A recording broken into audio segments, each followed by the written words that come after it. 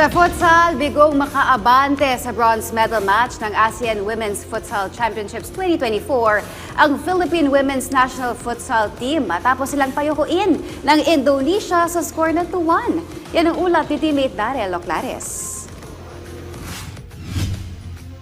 Nagtapos na ang kampanya ng Philippine Women's National Futsal Team sa ASEAN Women's Futsal Championship 2024 kasunod ng kanilang tuwan na pagkatalo laban sa Indonesia kagabi.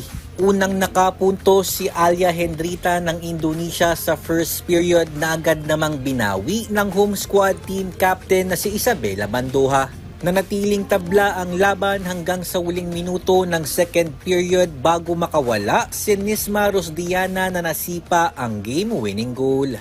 Sa post-game press conference, hindi itinago ni head coach Vic Hermans ang kanyang pagkadismaya sa naging resulta ng laro. I think when you see the chances, I think we must win this game. And I must learn that. I must learn that not her. She was not a power play player. But that is something. In the last minute they can score and you can play with 5.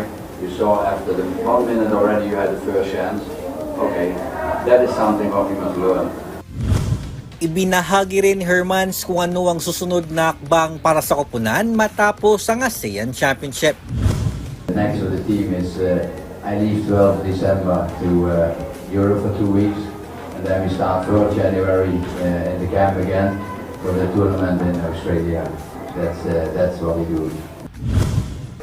Masakit man na naging pagkatalo ng Pinay 5 sa torneo, babaunin naman nila ang mga karanasan na magagamit nila sa FIFA Futsal Women's World Cup na gaganapin sa 2025.